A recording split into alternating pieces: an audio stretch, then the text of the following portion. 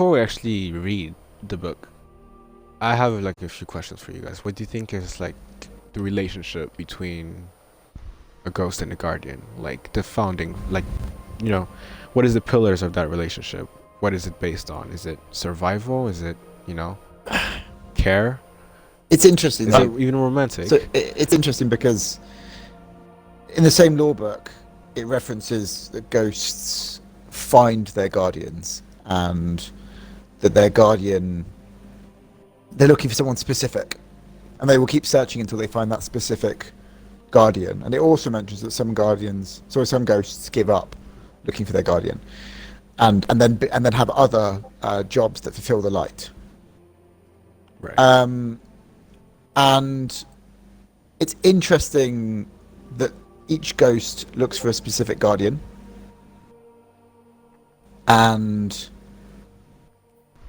goes after a specific set of I can't remember what they called it, but like personality traits.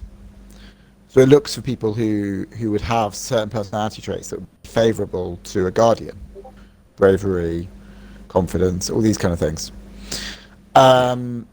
And I personally find that fascinating because it suggests that each guardian or each ghost is looking for someone very specific, and that there is a very important relationship there from that perspective. The ghost. Would you say it's like a soulmate type relationship, or is it more of a maybe from the ghost destiny? perspective? Maybe from the ghost perspective, it's looking for a very specific person to raise. But then remember that guardians, the other way, don't have any memory of their previous life. Mm-hmm. Right. And ghosts become their conduit to resurrection and power. So it's an imbalanced relationship. So one of the things that always struck me is interesting is the idea that the ghosts are as lost, without the guardian, as the guardian is lost without the ghost finding them. They're both floating. Not necessarily, and this is where it gets interesting. Also, expand on that. So, as I said, in the Ghost Stories law book, there is a reference to ghosts who don't find their guardians and accept that and take on a different job, whether they be spies or I can't remember exactly, but it basically suggests that they take other jobs for the Vanguard. So they become like spies and all kinds of other, or information gatherers, or and they take other jobs that don't relate to having a guardian. And I find that interesting because it suggests that ghosts want to have that, but also there are ghosts who don't need to have that link to a guardian. Whereas obviously it's a very different story for a guardian who loses their ghost, as we know with Eris Morn and recently Osiris. Right. But when you look at Osiris and Sagira's relationship, first off, Sagira has a name, which we'll be touching about in the book. In this lore tab, and which isn't uncommon because pulled pork has a name, and but pulled pork's name has changed, and we'll touch on that later. Right, Glint. Oh yeah, we will touch on that later. We have Glint, Sagira, and Ikora's ghost name, I believe. Ikora's ghost, I believe, has a name too. So, yeah. I want to wait until the thing is posted in the Discord before I start reading the... I'm on it. Alright, cool. And yeah. Chat, what do you think? I do want to hear all your opinions on this, because this is a very interesting topic that is very relevant to us in this day and age where we're using darkness more and more often. And our ghost actually doesn't have power over the darkness. So our link with our ghosts is now need to be stronger than ever, because we don't need them as much as we used to if we're going to be using darkness as much as we are right now. That was kind of cool. I think that was kind of cool. I'm going to clip that because that was kind of cool.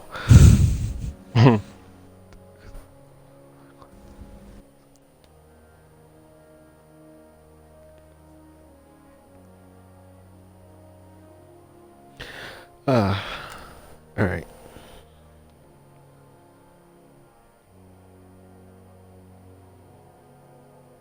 Nana boy, any thoughts before we get into it?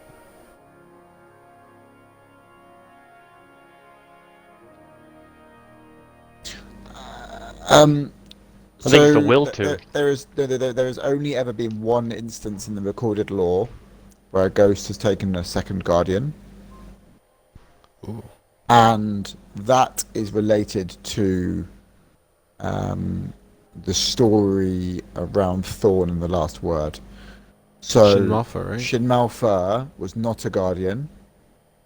Shin's kind of guardian protector was killed by Dredge and Yor, but the ghost was not killed. But Dredge and Yor used the original Thorn to kill, I've forgotten his name, but Shin Malphur's kind of predecessor. But when a guardian is killed by the original Thorn, not the Thorns we use in the game are replicas, but the original Thorn kills guardians. And when this guardian was killed, the ghost rebonded with Shin Malphur. Now, that is the only recorded instance of that happening. But a guardian very rarely. So the other point is that there's a really interesting law that references when ghosts have chosen not to resurrect their guardians. So, and that relates to guardians who did evil. Because a ghost, once they bonded with their guardian, generally bonds forever. As I say, Shin Malphur is the odd one out. But there was a case where a warlord massacred innocent people, and the ghost decided not to resurrect their guardian.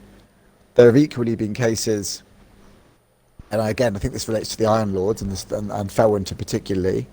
There was a time when ghosts were told not to resurrect by someone else who threatened to kill them otherwise. But it was always in relation to guardians who were not guardians. They were what they called the Risen, and the Risen were evil. Not necessarily. Actually, the Drifter is a Risen before he was a guardian. But the original, the first batch of guardians, a lot of them were not good people. A lot of them became warlords using their power for evil. And it was only the City, the Consensus, and Zavala who changed that. I see. All right, we hit 9 viewers. I'm gonna Nice. ask actually our guest if he can read the book. I mean the lore tab for us. Of course I can. Amazing. I thought you were going to do it, but I can do it. Your guests, your honor. Right. Which one is it? Don't call me Ghost. Don't call me Ghost. I want a name. Is this because of Sagira? She has a terrible influence on you. She has a name. People don't just call her Ghost. It's insulting being called Ghost. I'm not a thing. I'm me. Who are you then? I don't know. I'm me. And you don't want me... Sorry, and you want me to define you? That sounds like you're a thing. You're insufferable. Don't you know that? You didn't have to bring me back. You know that's not true. Is it? There you go again, Tyler, questioning everything. Treating the entire world like a puzzle that you have to record and analyze and put into your files. I cannot do anything else. If I do not question, do not study, do not learn, I have no purpose. Every mind has its own form. You've been reading philosophy again. Rousseau, Ikora lent me a copy.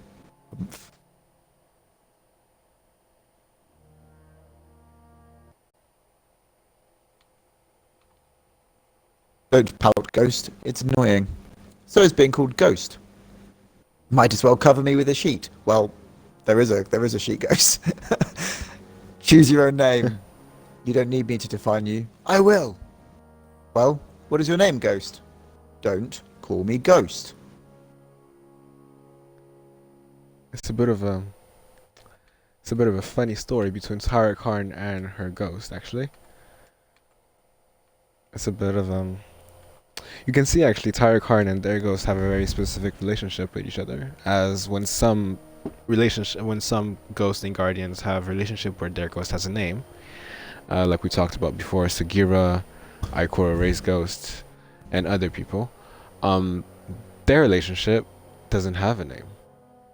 The ghost doesn't have a name, even though the ghost here clearly is asking for a name, asking to be called by a certain name. And Tara is questioning the need for that. But then again, that's Tara's job, right? She questions everything.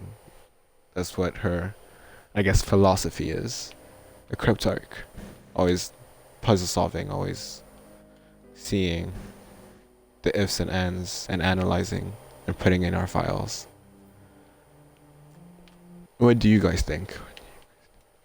Do you know what? The thing for me that actually stands out in that is the fact that ghosts have personalities. Yes. I find that really interesting because the question is like, where did the personality come from? Like, is a ghost an AI or is a ghost alive? Is a ghost a piece of a bigger thing or is a ghost something of its own? Actually, something interesting about that is that the next lore book the next lore tab right over, is Sagira talking to Ephichus? How do you Or pronounce Ficus, that? probably, but not sure. Ephichus, yeah. Um, Ephichus is Ikora Ray's ghost, and he talks about how his ghost regulates. How Ikora is too emotional sometimes, and he helps regulate her that way. Wow. How like they're opposites and how they help each other, right? Yeah. Ikora emotional. No, it's insulting, suggesting that. I'm not saying you're insulting. I'm saying that it's insulting that. That Osiris describes Sagira as too emotional. I think it's um, Yeah. like all relationships are different, right? And um, their particular relationship has a certain, has one kind of one situation, and other guardians will have a different relationship with their ghost. Hmm. See, now I feel like I need to read compliments because it goes on to speak a lot about. I have read it, but like it goes on to speak a lot about the relationship between them. Why don't you read it out? How? Read it out now and add it to All the right. conversation because it's relevant. I guess we are. Yes, it is very relevant. All right. Compliments. Before we actually read that, Touch Grandpa, Nana Boy, any thoughts? Any comments?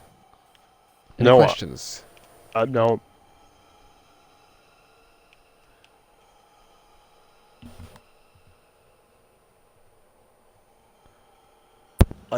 I can give you information on that.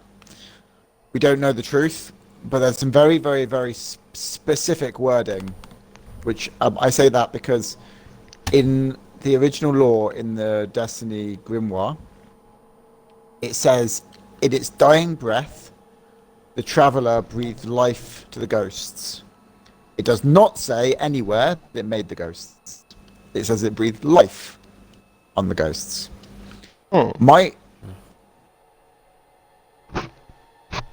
I, They do say that. they were Yeah. born from it, but they were born maybe like. But my point is like being, without getting into too much biology, being born of a person, being born of a woman who's giving birth to a child, there was still another person involved in the career, and that's why I think it's interesting that it very specifically says, in its dying breath, the traveler gave life to the ghosts. To me, that suggests that the ghosts already existed. Whether they were, whether they were, it says breathed life, right? So whether they were already existed and just needed to have life breathed into them, or if breathing life was also their creation, we don't know. Right. Right. Compliments. I remember talking to Aficus one day about the connection between ghosts and guardians. This was years and years ago, back when we were still in the city and Osiris was a vanguard commander. Osiris and Ikora would talk for hours, days sometimes, and frankly it was pretty boring, especially when I got stuck entertaining Aficus. Seriously, that ghost is not a conversationalist. Anyway, O said he had a theory why there was once a ghost for one guardian. He thought that each of us had strength that complemented weaknesses in our guardian, and vice versa. That we need to be together, or neither of us would be whole. Like soulmates, I asked. Because I'm not in love with Osiris or anything. Not only would that be really weird, he kinda gets on my nerves a lot of the time. It's not a romantic attachment, O said. If he had eyes, he would have rolled them at me. It is my belief that the traveler understood that normal people would not be enough to protect humanity, that it would take those who are extraordinary in both body and spirit, and that only by the merging of ghosts and guardians into a single unit could this be accomplished. I don't know where Ikora keeps you, I told him, but Osiris and I are not a single unit. You've heard us argue, a lot. And why do you challenge him? O asked. Because no one else ever will. He's the great and powerful Osiris, hero, scholar, savior, yada yada. And no one, I mean no one, not even Ikora, really challenges him. They do what he wants, even if it's a terrible idea. Not me. Everyone needs someone to tell them to get over themselves once in a while, especially Osiris. Would you say that is a strength that complements a weakness? I didn't answer. I hate it when someone else is right. Good thing it doesn't happen often. Alright then, smarty ghost, I finally said. What about you and Ikora? You're both rigid and stuffy and read too much. I am a calming influence. I encourage her to think before she asks, and to not let her emotions get the best of her. I couldn't help it. I cracked up. It actually took me a minute to get under control. Ikora? I said, laughing so hard I could barely talk. Have you met Ikora? All she does is think. You don't know her at all, Aficus told me.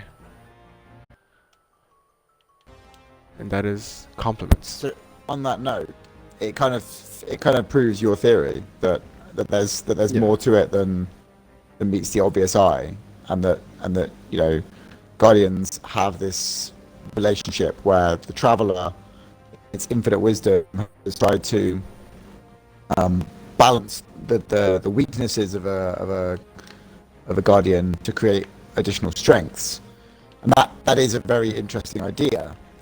But I would still come back to the point that it's quite interesting that the other point it makes about wanting to create, wanting to find the optimum combination of traits and abilities from a guardian and a ghost to Equilibrium.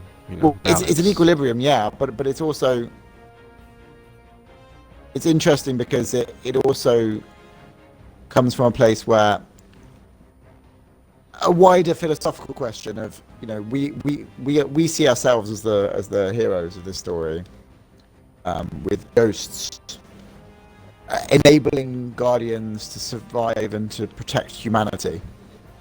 You can look at it in a much darker light and say, well, okay, but also we're effectively zombified warriors who create mass genocide.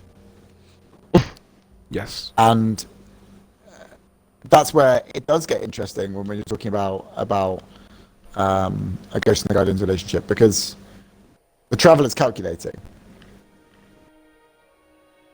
Not necessarily a bad thing, but the traveler has calculated and chosen people based on their traits. My other question would be, where does the moral standard stop if you're complimenting your guardian? Like, where does the complimenting stops? Like, do we just... Oh, compliments, that's clever, the title. Yeah, where does the compliments stops? Do we just compliment each other's personality? My ghost talks a lot because I'm very quiet. Ikora's ghost keeps her calm because she's very emotional. Or does it go further than that? Does it go to the point where I am a monster raging genocide and he is something that's going to keep me from doing all that? No, so I think that's not the way I'd read it. It's more, okay, so take some of the if a ghost looks for their guardian and say this guardian was strong, I'm going to use the Iron Lords as a great example, right? Like, you might combine strength with some reason. One of my favorite games of all time is The Legend of Zelda: Ocarina of Time, Zelda's awesome. and I am about to point out something which I don't know if you're aware of, but might be quite an interesting addition. So the Triforce in Zelda represents three. Yes. The Triforce in Zelda represents three things: courage, wisdom, and power. The idea in the Ocarina of Time is Ganon he touches the Triforce, and when he touches the Triforce, he only takes the element of power. But the Triforce requires you to have all three in equal measure. Courage without wisdom and power is being a fool. Yes. Wisdom without power or courage is the ability to know what is the right thing to do, but with no ability to actually do it. Very interesting. Power without wisdom without courage and power is the knowledge of knowing what to do but no ability to do it. Yes. Courage without power or wisdom is basically being foolish. And power without courage and wisdom is effectively dictatorship. Yes. And not of the benevolent kind, of the very bad kind. No. And that is why it's interesting. Because you need the balance of those traits. And that's where that Lord tab kind of, to me, speaks to me. And it says, actually, you're trying to create a balance of traits that work together, that create the best guardian possible to support in the traveler's aims. Mm-hmm. Does that make sense? And I'd be interested in getting It your makes thoughts on sense, that. Both you and you and I and Touch, I'd be interested in getting your thoughts, because obviously that's my opinion, and that's very much an opinion. No, I kind of align myself similar to that. Honestly, one of the things that go ahead, Nana. You go. I was gonna say one of the things specifically about like it's seeing the characters in the game, like the Drifter, who's incredibly skeptical and almost like he knows something about about you know the ghosts. In his lore, he's brought up that he doesn't trust them, that he doesn't like them. He has one, but he doesn't look at them like everyone else does. And I always thought it was really humanizing, but at the same time, it's made it so that when I think about the ghosts and whatnot, there's the air of skepticism, almost like it's they're hiding a key to what you used to know. So, You know, what's your knowledge of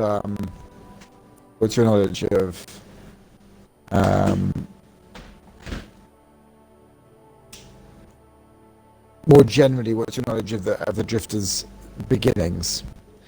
Because the Drifter was one of the first. He's among the kind of early days of the Risen. And what that. very little. Okay, so this is where it gets interesting, and this is where it might give some context. When the Drifter was risen from as a ghost, it was in the early days of his existence. Okay. And what that means is that he was risen before the city. He was risen before the city. And back in the days when Guardians were not necessarily doing good things. Okay. And when I say that, I mean there was some really nasty shit that was happening. And the whole warlord thing, there's a couple of law books on it. There's a lot of information on it, but effectively there was this very dark period in Destiny history where Guardians were using their power to take control of the small human civilizations left. And Okay. that's quite dark lore, and it's why it's not kind of made too big a deal of, but it was a lot of it in Season Drifter. And the Drifter left before the city was formed. So his experience of Guardians is a lot of Guardians using their ghosts and powers for evil.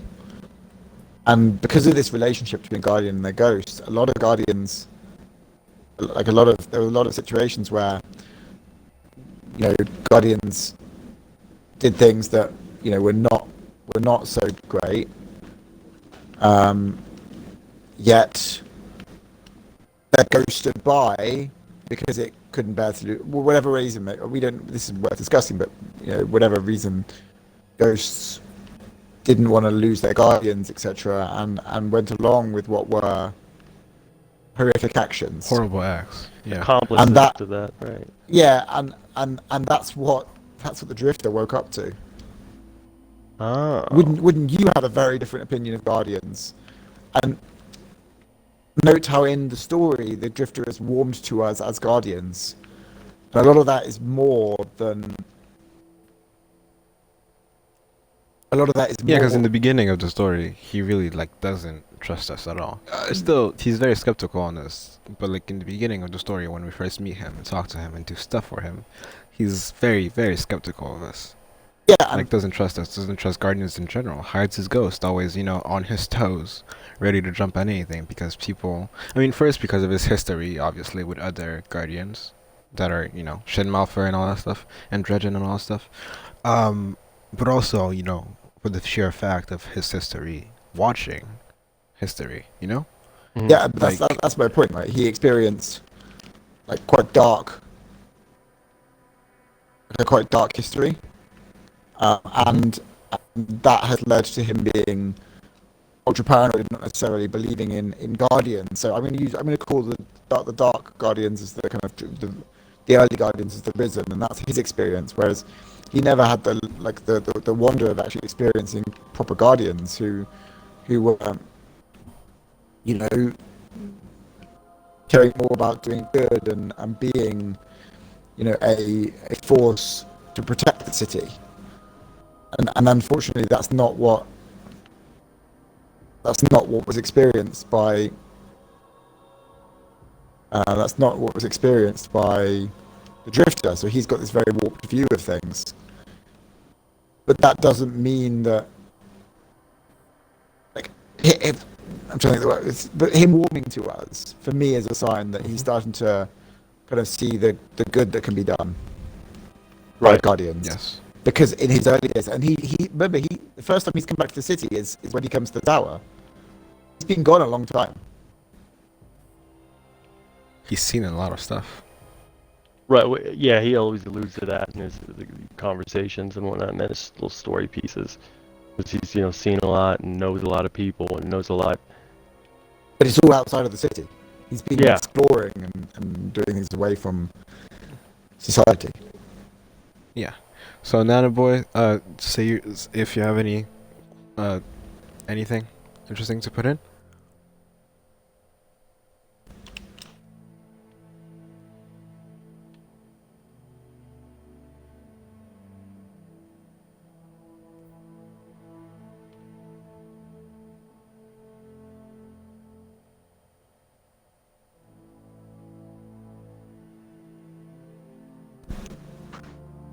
But the question is, did it Right. make them That or is not? pretty interesting. Is the question I'll ask you. What do you think, Nana Boy? Do you think it made them, or do you think it just gave them life? Okay, so you think it made them they're fully part of? Okay. Like flesh of my flesh, Yeah, blood yeah. of my blood type things. All right. Yeah, that makes sense actually. I was going to go back to that. I didn't understand what you said. I'm sorry. What?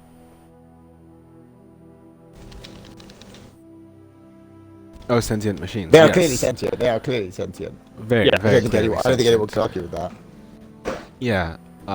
You would even probably could even say that they almost have a soul the way they speak, but we're not going to touch on that yet. What I'm going to ask is, on a moral compass, because I wanted to come back to this, a moral compass, you know how sometimes, I mean most of the time when the guardians do bad stuff, the ghost just stays by and watches, and that's what the Risen did. The Risen's ghost did. Most of the time, but Now, as I said, there were cases where most of the time, after yeah, a guardian exactly. There were seeing so cases much evil, the guardian chose. So the ghost chose not to resurrect a guardian, and that. And see that That's quite right there interesting. that is yeah, exactly. That's what I wanted to touch on. So that defines that the ghost always have a choice whether to res you or not. Your ghost always has like, you know, this tidbit that could be whether to like res or not res, which is a good explanation for why we have time to pick and choose when we're gonna start to res and when we're not gonna start to res, right? You can always like wait a few minutes before you press the res button, and you can always like just stay dead. So it's not like compulsory that you have to do it, but it's something that you can do, you know. And my question would be like, how long do we have like to stay dead until they can res us, or is it the thing that doesn't matter how long it doesn't matter, it's just as long as you're defined to that ghost will always be able to pull you back? So this is why it's quite interesting in the lore around darkness zones. So ghosts can res you hours, days, months.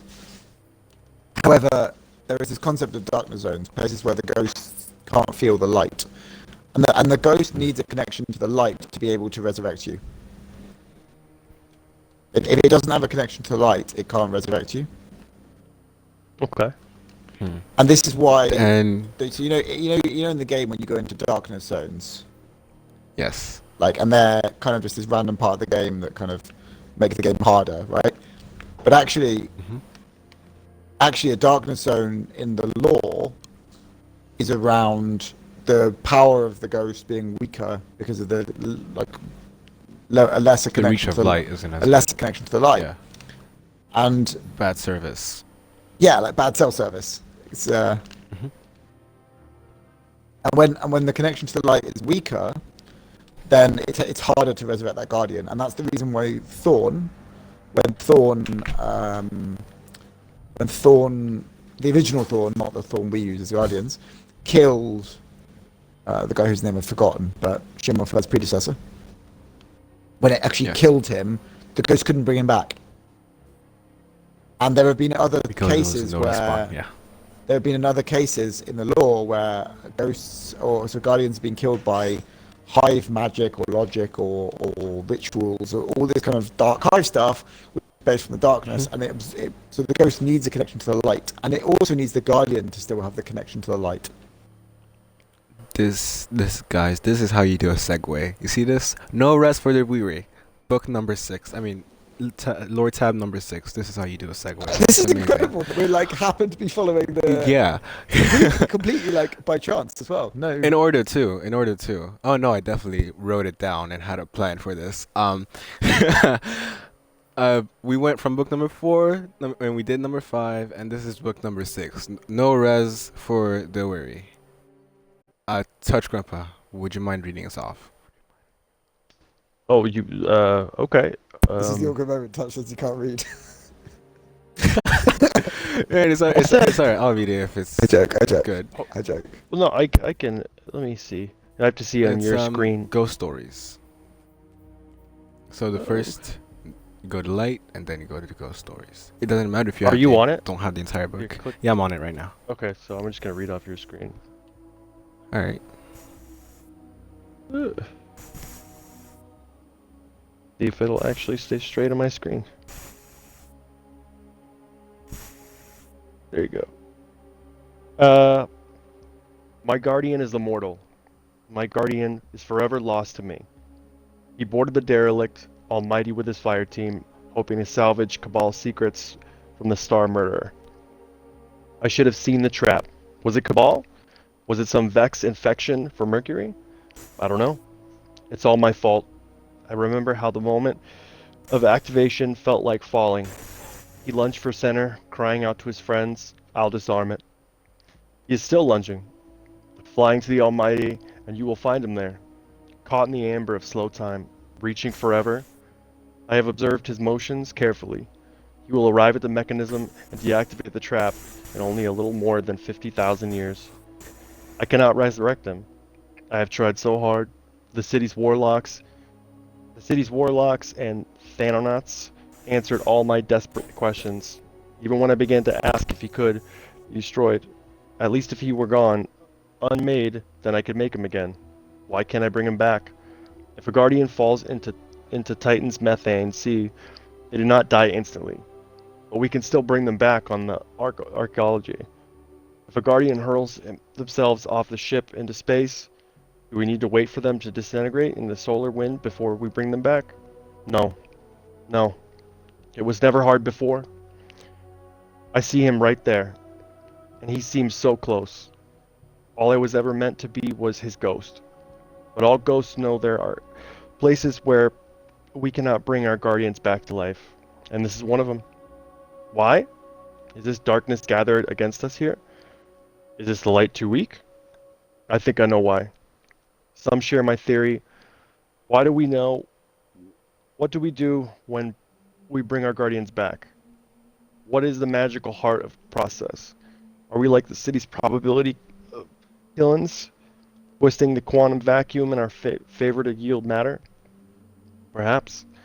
Perhaps. But certain members of a cult I shall not directly name, have their own specific interpretations of this process. When you bring him back, they told me, you must have a template, an image to provide you with the information you need. Where do you find that template? Simply in a neighboring timeline, a place where he's still alive and intact. And wherever there is a great danger, wherever the probability of death is too high, then those timelines become scarce and hard to reach. And so you find the zones where guardians cannot easily be remade. If this is true, then I am doomed and free. There will be no alternate worlds in which my guardian escapes that trap. There will be no hope of resurrection. I will be a ghost alone. But the thought haunts me that I might be wrong, and that he still is waiting for me. Ta-da. So I can read. That was I can read. very a couple, interesting. Yeah. couple of things to add to that. So Thanonauts are a cult of warlocks who deliberately kill themselves to get their ghosts to revive them to experience what happens when a guardian dies. Is that the thing that Osiris and not Osiris? Is that the thing that they were doing at the lighthouse, where the other guy, what's his name, Vance, could hear like a note when they were dying, and they decided to kill themselves over and over again to see if he could hear the song, or is that something different? So that points about the Almighty. Firstly, lol, because that guardian should be free now, and I think it's a really annoying little bit of plot hole that hasn't been referenced because the Almighty's crashed. Yes. So in theory, that guardian is now free. But In theory. Oh, yeah. but it annoys me that they haven't touched on that because it is a cool little bit of lore that they referenced. Yeah. But yeah, so I think that little piece is really interesting about the whole potential of alternate timelines, and I wonder if the cult they're referring to is the Future War cult.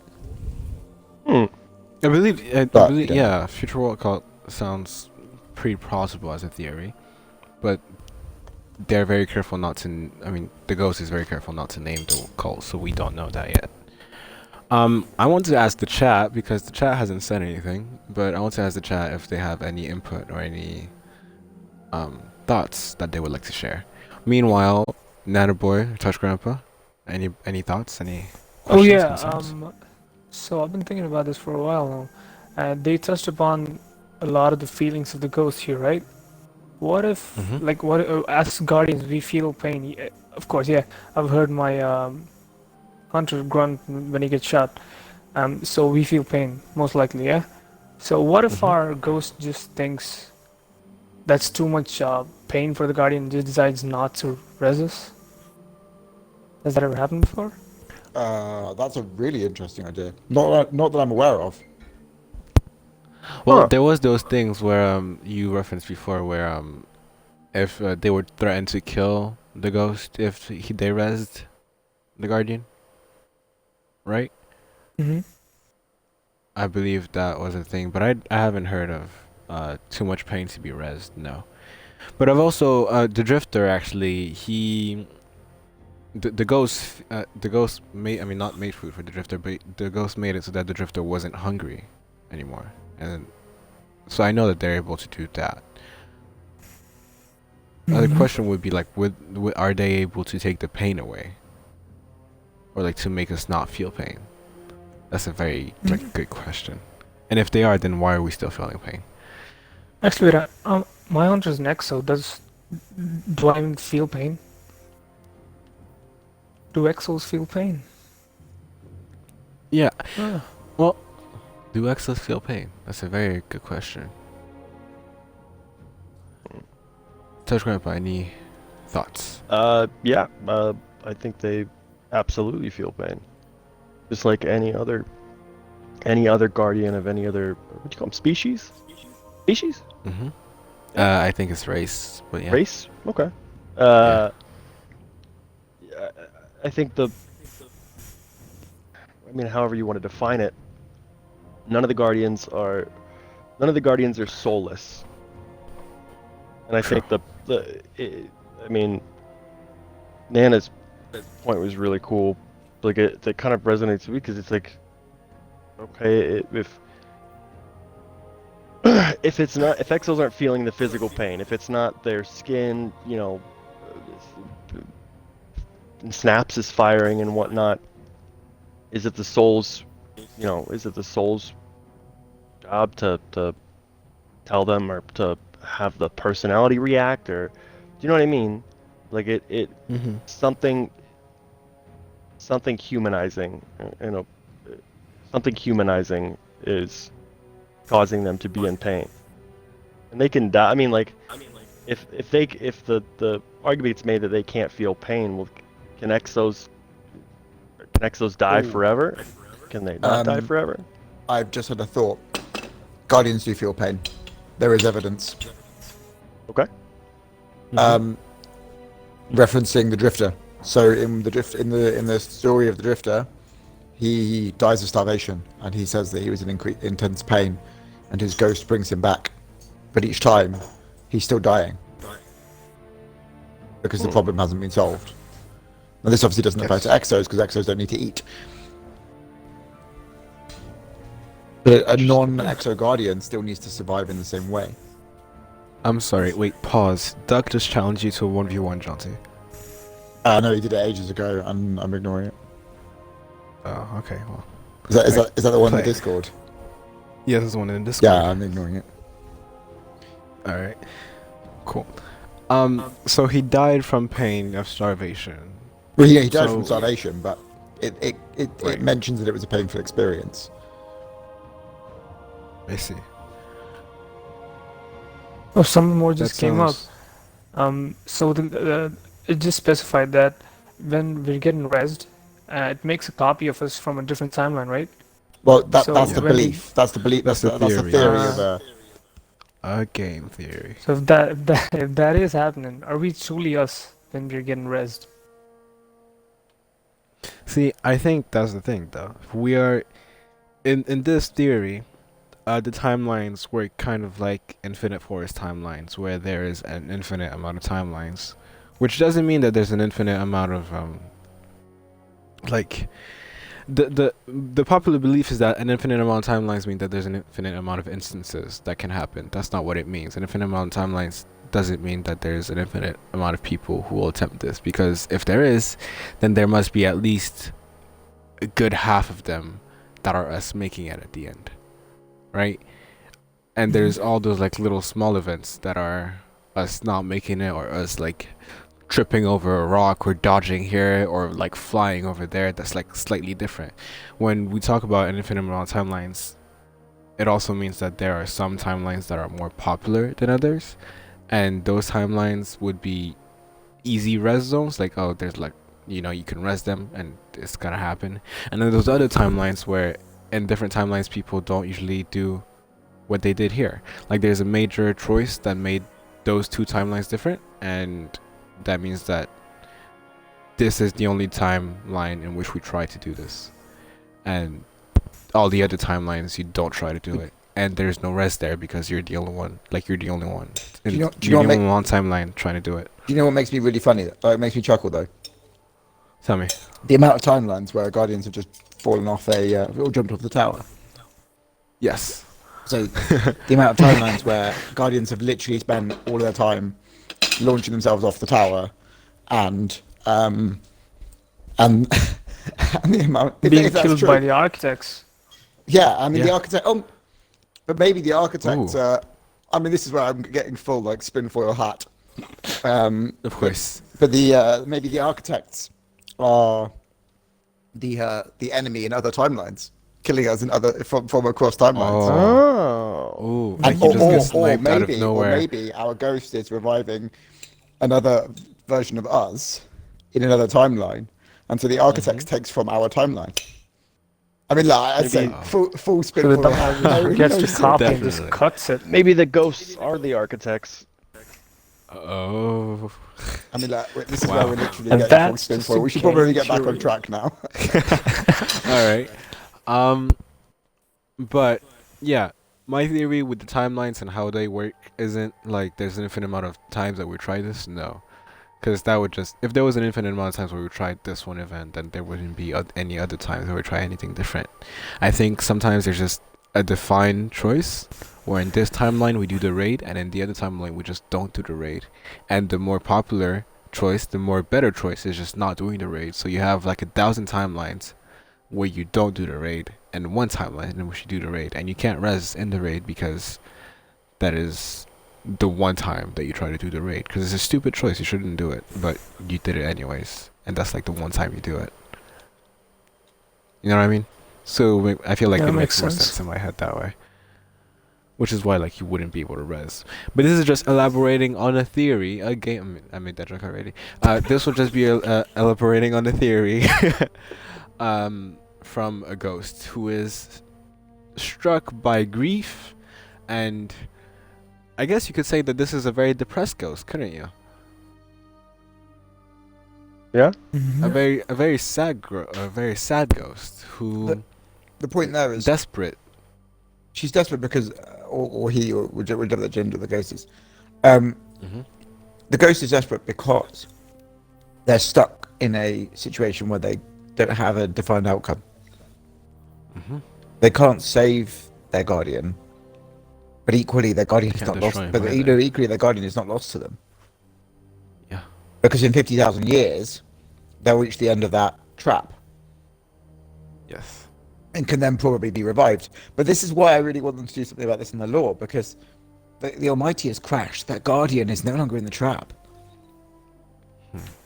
That guardian was Actually, probably yeah, now pulverized he's to in the- crap in the yeah, crashing of the Almighty, and Exactly. So he could be res from and there. now and hopefully it's now revived. Yeah. Yeah. Jeez. Like a So whole that wormhole. guardian is probably safe now. Yeah. But, like, It's when when we you find read out this, that you that can guardian feel- is shorthand, and then we're like, yes. Yes. It's Oh, probably that not, would be though. amazing. It's probably not. though. Oh, yeah, but still. We live in hope. We live in hope. But it's kind of interesting to see how emotional this ghost is, right? How like the ghost went all the way to the tower and talked to them, Tanauts. Yeah, Tanauts. Yeah, that's how it That works. ghost went to the tower and went to talk to the Tanauts, and she went to go find a cult. I mean, she or he went to go find a cult and like learn and study about neighboring timeline theory and entropy and shit. I don't know, but like they went and like studied and left like their guardian in the, I guess you could say, a trap that will take them 50,000 years to get out of. Yeah, and they're just scouring everywhere trying to find any sort of hope for their guardian so that they don't have to wait 50,000 years to be able to rest them. and they don't find anything. And this is a very peculiar and interesting scenario because that ghost apparently isn't able to transmat their guardian. That ghost isn't able to kill their guardian and just try to move them or arrest them. That ghost is just staring at their guardian, lunging at a thing to disarm it. Can we do we know what type of trap this is? Like, can we elaborate on what, like? No, we can't, because there's no We information have about no it. clue what it is. No, we no have no information further about it? information. So what type of like time trap does the Cabal have that they could just get somebody stuck Destiny in time? Destiny for is so 50,000 good years? at creating the question and then leaving it up to us to figure out the final, like the real answer. But it's part of. But that's the fun I of it, disagree. yeah. I agree and disagree. I think there's a lot, like, the thing that fascinates me most about Destiny lore, and we're getting a little off topic, but the thing that fascinates me most about Destiny lore is that their writers write everything from the point of view of a character. Right. Which means there are whole lore books that you can't trust. There are whole lore books that are written with an agenda. Chronicon. Chronicon, Yeah. Truth to Power. Truth to Power is all, in my opinion, a load of mysteriously written propaganda. The Chronicon is a great example where half of it is written from the lucid mind of Callus, and the other half of it is absolutely insane. Yes, sir. So from the writer's perspective, it's just insanity. Well, no, I'm just so the imagining- writer is what is it's one of Callus's scribes being forced to write it by Callus. We Right. believe, but it starts to be his predictions of the future rather than than the facts. But we're getting slightly off topic. But the reason why I say that is because it's very interesting when you're looking at where something is referenced by someone, because the law is designed to be right. You read a book, right? You read a book written by someone. You read a newspaper. There's a good chance that has a leaning stance. So in the UK, for example, most newspapers have some form of political affiliation. In the same way, Destiny lore books lean towards the opinions or views of certain characters. Right. And that is infinitely interesting. And The lore in itself is opinionated.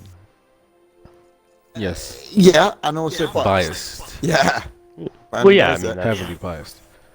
It's like a documentary. Oh man, just like yeah. So Um, like you watch a documentary, although there's a good chance that the documentary has a point to it, has a certain view it wants you to listen to or agree on, and that doesn't mean it's wrong or not worthwhile, but it does paint an interesting kind of situation of how something exists. Now in this case, we're referring to Destiny lore books being, you know, very interesting from the perspective of like, of okay, can we trust everything that's said in these law books? And the answer often I find is yes. There's usually like someone's opinion, but I would say I don't regularly find that I don't personally trust it.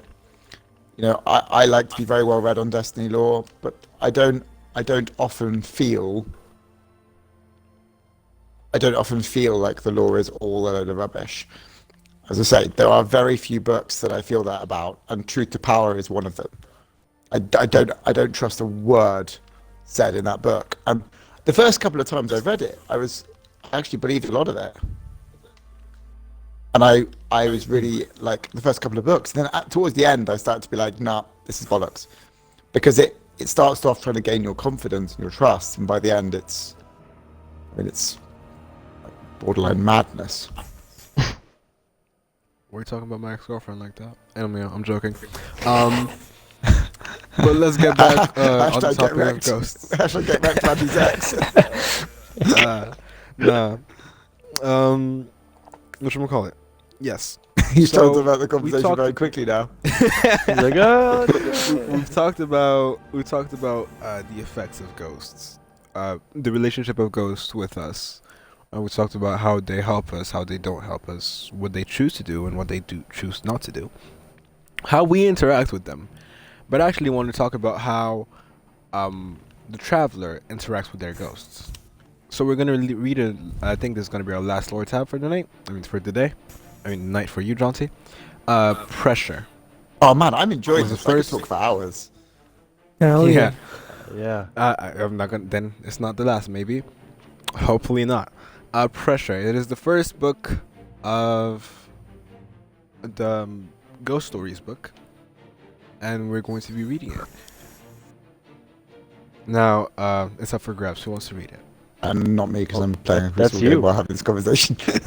Yeah. That is Alright. that is all you. That's all me. Actually, All right. Yep. I'm gonna finish join. mine, I get- You mind if I finish join you, mine, I get- Jaunty? I mean, I'm mid-game and I'm currently kicking ass, but yeah, you can join me after. Yeah. Fuck yeah. Haven't died yet. Alright. And it's 32 Jaunty 30, is a ghost. 32 A 34. ghost I like haven't no got, other I haven't got ghosts. a ghost medal yet. I got a ghost medal in my last game. Invite the whole fire team, course you the did. whole enemy team to 1v6. Alright. Pressure. She was the first ghost to arrive, but it wasn't long until there were dozens of them. Scanning every pile of debris that remained of Tower North, they came in search of the one who guided their journeys, the one who once spoke for the traveler. He called me Dejana before I met him. I didn't know what to call myself. She was speaking to a red-shelled one who hovered where the speaker once studied the light. His eyes were ever fixed on the new brilliance of the living traveler. He called me Anwar. You never found yours either, did you? No. Her journey had spanned centuries. On Earth, the Moon, Venus, but she never unearthed a single soul. She felt worthy of the light. I used to think it was me. Perhaps I was too picky. But he assured me, humanity was vast. The gift of the light must be deserved, and it was better to be thorough than to end up with someone too weak to bear the burden, or worse, misuse it. He at least made me feel useful. I put my search on hold and served him as a cartographer. You? Deconstructionist. Onward paused. Drifter, a few feet towards the drifting a few feet towards the luminous living traveler.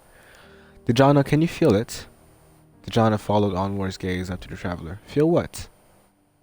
The pressure.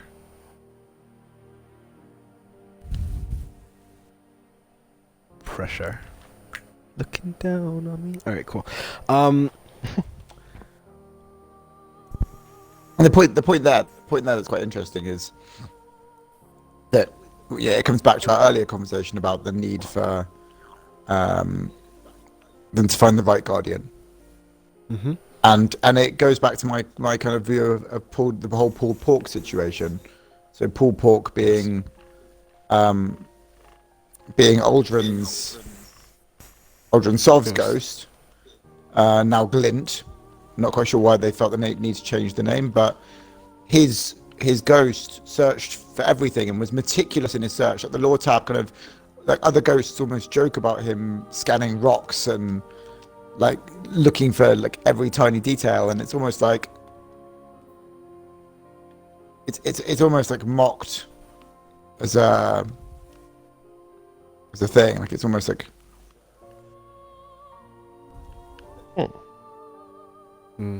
Mocked by who? Or by us? Or by by other ghosts. Okay. By other ghosts, because like there is a lore tab that like specifically references it, and it's like basically Paul Pork is so meticulous around like checking everything that the other ghosts kind of joke about the fact that he's like appearing not very intelligent and that he scans everything, and but it's kind of actually quite sweet because he's so meticulous and determined to find the right guardian. He doesn't want just any old guardian. He doesn't want the wrong guardian. He wants his guardian, Yeah. who is likely to be Aldrin Sov.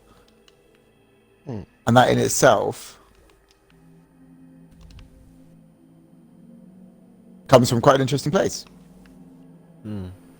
See, I wanted to touch on that, and I also wanted to talk about how the relationship between the ghost, and the speaker. So all these ghosts that were traveling there, there's 3 in the Lore tab, and a few more that were scouring, looking for the speaker in the debris of the North Tower. All those ghosts are just looking for the speaker, working for the speaker. Some are the constructionists, some are cartographers, and it's what you were referencing earlier, right? Some ghosts never find their guardians and have to and end up just working for the Vanguard. So after the tower fell, they were all looking for the speaker, not realizing that the speaker was still in the Almighty. But do you want me to tell you something? Another thing you might find interesting. Tell me. The original speakers, because the speakers were liner speakers, and the original speakers had a direct link to be able to converse with the traveller, whereas the later speaker, the one that we know from our story, he lost the ability to talk to the traveller, and there's and so he effectively was bullshitting his way through everything, and so that's quite interesting. Like, ghosts believed, even the ghosts were fools, that the speaker that we know lost his ability to converse.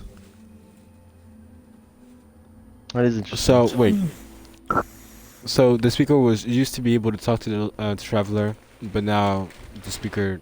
Well, the speaker's recent dead now, speaker but hasn't been able to. The speaker, Yeah, obviously. the speaker, the traveller stopped speaking so overtly to the speaker, and it's not like it's our speaker was the one who kind of lost the ability that had been had for so many generations. So is it the speaker's fault, Well, or is it the traveler's fault then? it's an interesting point, interesting question. I don't know. This is a very interesting question. But then I want to talk about the last sentence then. The genre followed Onwar's gaze up to the traveler. Feel what? And then Onwar responds, the pressure. Now this sentence, I don't want to elaborate too much on it because it's very open-ended. There's like a lot of questions. There's a lot of assumptions that you can make from that.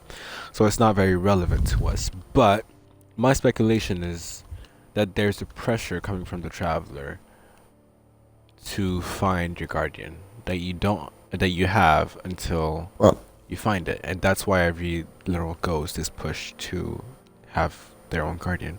The question, and that's why they're so reluctant to. The question I'd pose to you is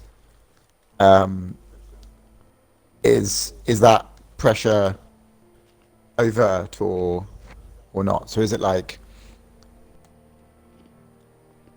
the guardians? Is it the ghosts have this kind of like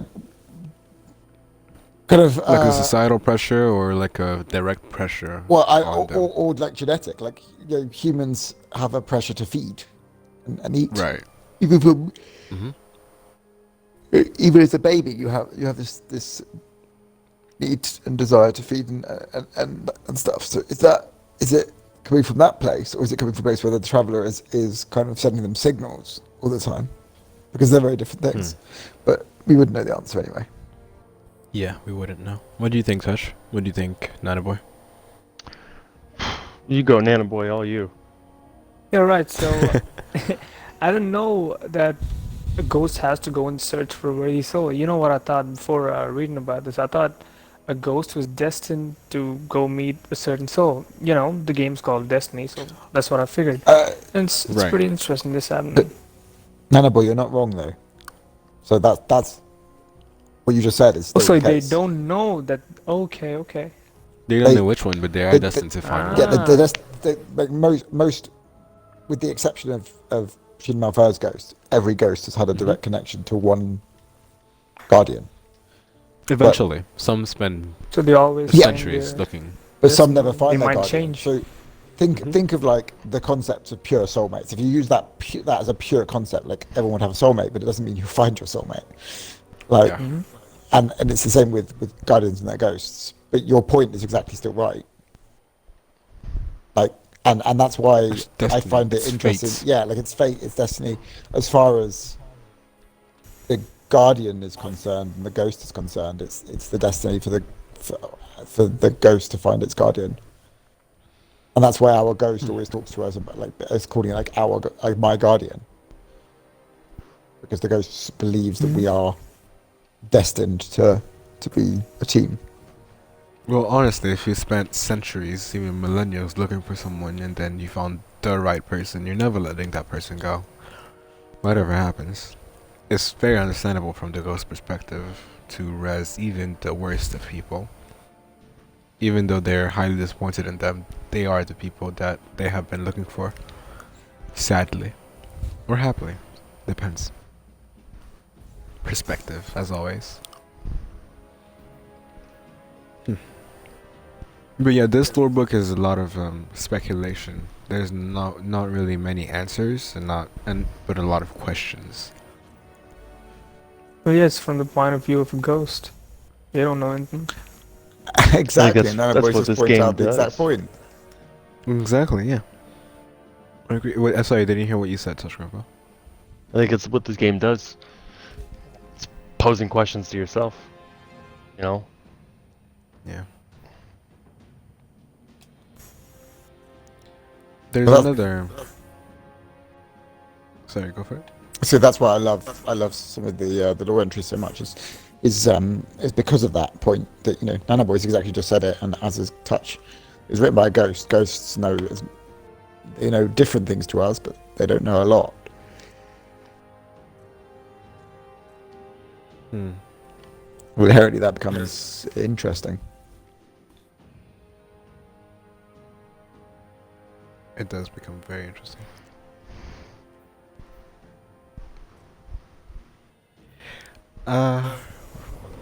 There's another lore tab that's very interesting. It talks about a guardian killing a ghost because he didn't want to be rezzed. He was over everything and didn't want to fight anymore.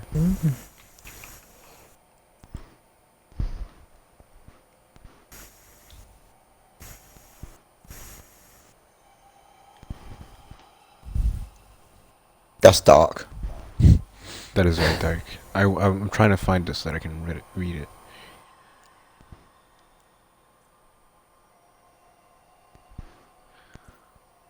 I believe. Huh. There's a ghost story called Batteries Not Included. It's very funny. But I'm looking for a specific one right now, so. Not right now.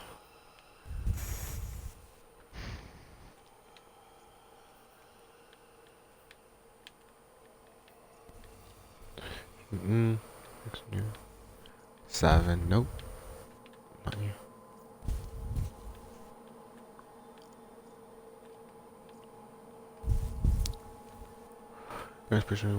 There you go.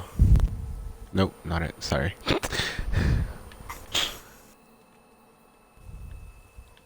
I didn't have this one written down. I have like right next to me. I have like a planned out thing for this conversation, but we went way over what I Oh, expected to that's get cool. This is like, the thing is, this is an interesting conversation because you're not having to read a lot. We're discussing, which I think is nice. Mm-hmm. I like to have more of these discussions about, you know, the lore, honestly, and the game as a whole. You know, and I honestly, I would love to hear people's stories about, you know, Yes. what brought them into the game and why they've held on to it. You know. I found it. Ghost Hunter. Page number 2. It's not a long one, but it's a very word heavy one. So, I'll be reading it. The speaker's warnings were clear. Always mind the light. If you feel it fraying, you've strayed too far. There are places even the traveler's light cannot reach. Now here I am, lost in a shadowy pastiche known as the reef. And not a single feather of light touches me. Nope. But that is I'm what sorry. my guardian wanted. Yeah, you might want to mute yourself if you're going to say notes during Crucible, mate. I was just about to say. His name is Cyrell, and Cyrell called me Strain. Wow, Strain, that's pretty sad. I found him on the far edges of Mercury, in a valley that the Vex transformation had never reached. He seemed resilient, unwavering, old and wise. I'd searched so long for my better half and that I didn't hesitate. If I had considered but one more moment, I might have sensed how tired and burdened, entangled his soul truly was. And I would have left him in peace, and I would have not be a murderer of my kin. Cyril told me we came to the reef in search of Awoken. He had heard stories of how this far-flung offshoot of humanity had returned to Sol with unparalleled knowledge. He believed they had the answer to a question he refused to share. I know now, however, that he really came here to spare me. He confessed he could not bear another battle, or fight in the name of something no one could possibly understand. Though he could not remember his past, he knew deep down that he had already fought his last war. He couldn't kill me. I was his friend. He doesn't kill friends. He wouldn't kill himself either. That was cowardly, weak.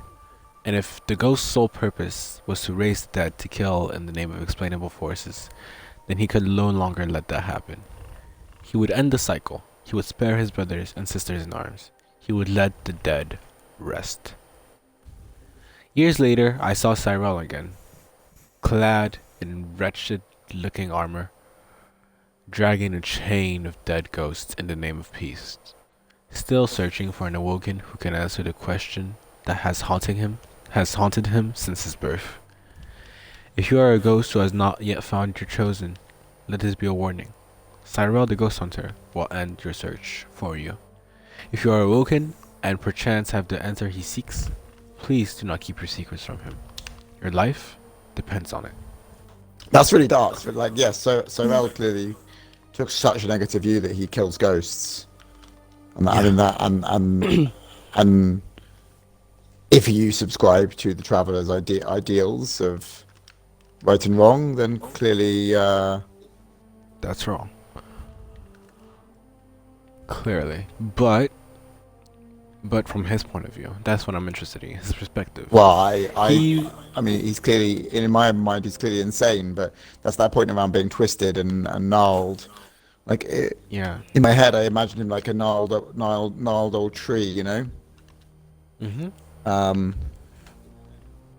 It's like that whole kind of like. But his ghost left him though. He left him, and then years later again he saw him again in wretched-looking armor, dragging chains of that ghost in the name of peace. He wasn't there while this was happening. The ghost was somewhere else looking for another guardian, I assume. I mean, we don't know he was doing that, but I mean, what else are you gonna be doing as a ghost? Working for the speaker? Well, the speaker working Okay. for the Guardians, working for but you're Yeah, working. But he wasn't with his guardian, quote unquote.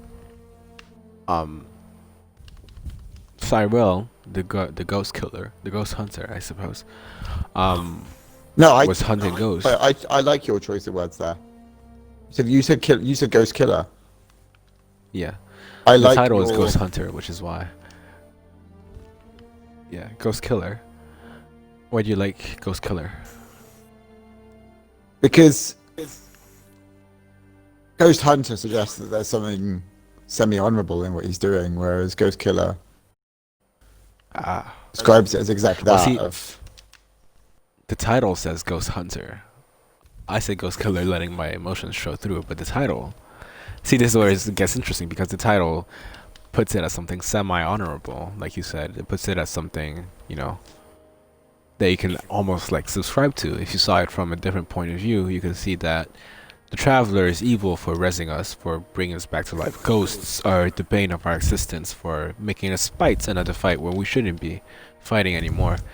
The light already reached everywhere, right? I mean, on Earth. It already tripled our lifespans. It already helped us do golden age technology.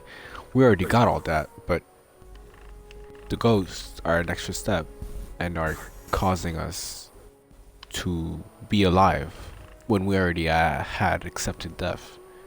It's like, yeah, I mean, some Guardians certainly might feel that way. so yeah, exactly. A lot of guardians, some guardians definitely might feel that way, and that is a valuable, I think, point of view. That you have embraced death because you have died, and then somebody disturbs your sleep, and wakes you up to fight for a cause that you cannot explain because you do not understand it. And Cyrell decided, I'm going to put an end to that. I don't want this to be the suffering and the pain of any of my brothers and sisters. I want the dead to rest. What do you guys think?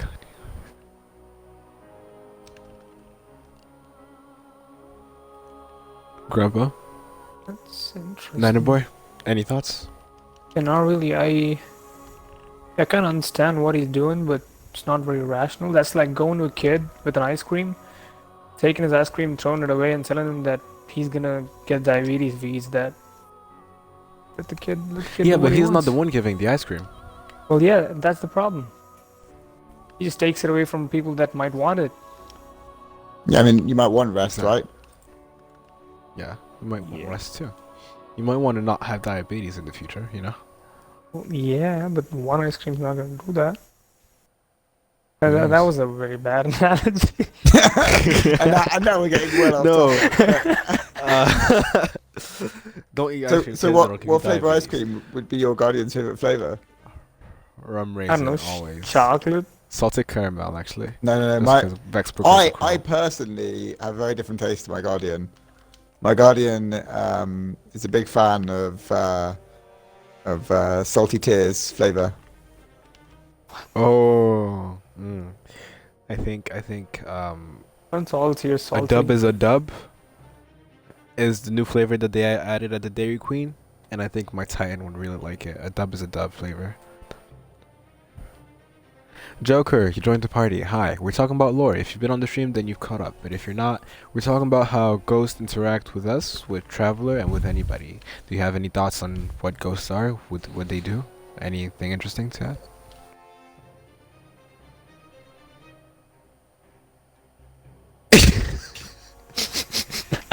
And now we get onto the other Fisted by side of vandals. Destiny, Everything. lore. Fanfic. Fanfic. Can I have heard some vandals pretty good have fanfics, to be yes. honest. About Destiny. No, the question is, what do you think of ghosts? The question is, what is your favorite fanfic about us? No.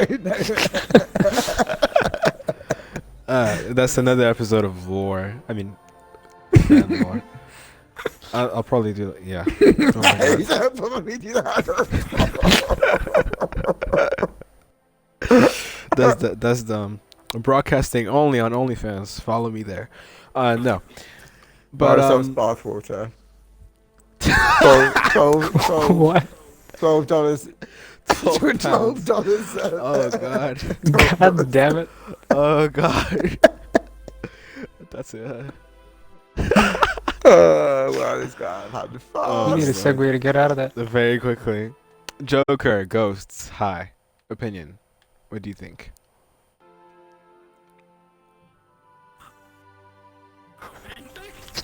about ghosts. About ghosts. About ghosts.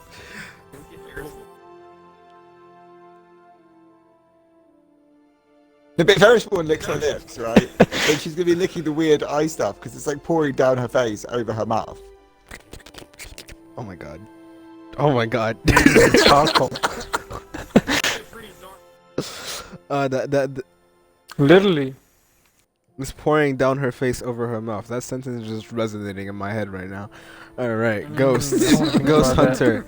A guy goes around killing ghosts because he doesn't want ghosts to res anybody Yeah. anymore. He's like, I didn't want to be awake. I wanted to sleep. I love sleep. Let me sleep. I'm gonna kill all the ghosts who don't have a guardian yet, because some awoke and didn't give me the answer that I wanted, and now I am a tyrant who has no life. So what do you think?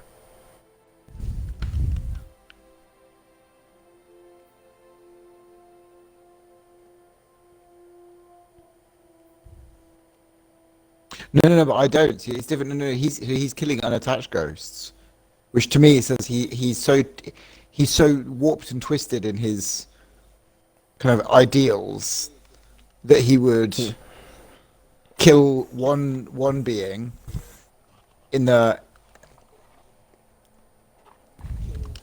hope that they might Yeah, in the hope that they might not res other guardians.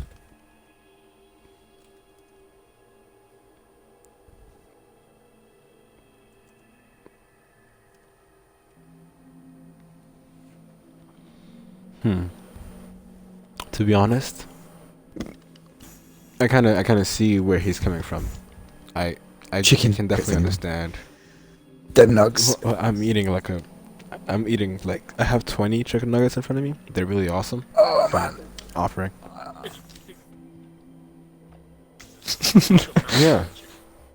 Oh no, dude! They're I awesome. am jealous of chicken nuggets right now. But I had an amazing dinner. My girlfriend made toad in the hole, which is a very English dish. Ooh. So for you No Americans, clue what it is. you need to Google toad in the hole. It's sausages and Yorkshire pudding, which again is like I'm gonna have to explain what Yorkshire pudding is to Americans. So No, I know what Yorkshire pudding is, but they probably don't. it's also not pudding. It's not pudding. Yorkshire pudding is not pudding. Yorkshire pudding. So basically, it's a kind of a thick pancake mixture that kind of that raises to form a really nice. But it looks like pudding, though. It looks like a pudding, but basically there's a historic reason for it. The historic reason is that families in Yorkshire, this is quite historic, but there was a lack of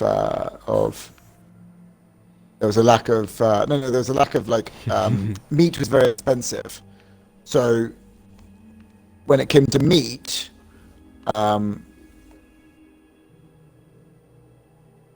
there was this kind of understanding that families didn't have a lot of meat.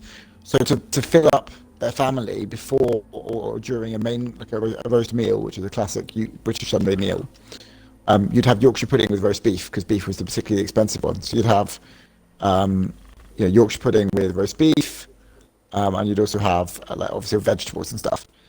And it's delicious. But there's also a British dish called toad in the hole, which is sausages cooked and then added inside the Yorkshire pudding. Yeah, and it's like heaven in a highly carby meal. Yeah. So guys, that was John T28. He does real life lore and Destiny lore. You should check him out. Yeah, real life lore, that's pretty much and gameplay. Great help. Yes, sir. I'm the triple threat. I am the triple threat. Yeah, triple threat. Nana Boy with a great question in the chat. The Guardians tried giving the fallen chicken nuggets. That could have solved a bunch of the big yikes. You know, I feel like Nana Boy chicken raises nuggets a wouldn't really have good been point. enough. Yeah. Why did They should Guardians have given not them offer spicy ramen. Spicy ramen. Cade would have loved it. Wait, what happened to Colonel? Cade's chicken. Oh, Turn Saint. into chicken Saint nuggets. is looking after him. Oh yeah, That's canon. yeah, I remember that. That's canon. Oh, really? Yeah. Oh, that's awesome. It's pretty cool. Yeah, I just noticed a while back. In the spicy ramen place, like where Icor is located, yeah, there's a picture of Cade. There's a... Yes, sir. That's because they used to go to the spicy That's ramen cool. shop all the time. Yeah. Oh, yeah. And you can redeem your token, the spicy ramen token, over there. Yeah, I And think I did. what do you get from that? A triumph? A Nothing. number? Sweet No, FA. Seriously? Yeah, Yeah. just collect. That's fucked up. Oh well. It was expired. What do you expect them to give you? A fucking emblem, I don't know. Sweet FA is the answer to that question. I mean, we've got very much off topic, so I'd be happy to end Yes. your law part of the stream So there if you are. Yeah. Oh yeah. I think we did a lot more than we expected to do. That's I fantastic. was expecting to do 3 to 4 Oh, books, yeah. but we ended up doing 5, 6 actually. We did book 4, 5, 6, 1, 2, and we talked about book number 10, I believe. Yeah. 4, 5, 6, 1, 2, and 10. So we did 6 books in one lore stream. Thank you for being here, John T, our favorable guest. Again, check out his channel, Triple Threat, Raid Help, PvP God, and Real Life Lore not and PvP Destiny God. Lore. I'm flattered, but I'm not. He was a Gambit God last season. I don't know what happened to that, but actually Gambit happened. So yeah, that's a bit. Gambit changed. It's not the same Gambit. Yeah, it Gambit used to be. changed. Wow, really talking about my ex-girlfriend a lot here, huh? Yeah. So this will be it for the lore part of the stream. We'll be still streaming. We'll still be up. This is the part of the stream where I remind you that the first month of so this entire December, which is my first revenue month, I will be donating all that I get. All to December charity. as well. Yeah, all of December as Oh, well. wow. 'Cause, It's I very started at noble. the end of November. So I started at the end of November, so it wouldn't be worth anything. So all of December until New Year's, and yeah. I'm not going to be doing a New Year's stream. I mean, maybe I will. I don't know. I not don't doing a schedule New that far in the future. Yeah. You're drinking years. Sorry. Don't have that type of family. Oh. This content is made for mature audiences only. This is also a charity stream. So all that you donate, all that you sub to me will be given to charity for the first month of my revenue, which is this month and all of December. Please feel free to donate. We're giving to Doctors Without Borders to help with the COVID relief so that kids and families are able to have a nice New Year's and a nice Christmas. My aunt works for the foundation, so you know that the money is going somewhere very good and very helpful. And if you want, I'll even send you a picture of kids having Christmas.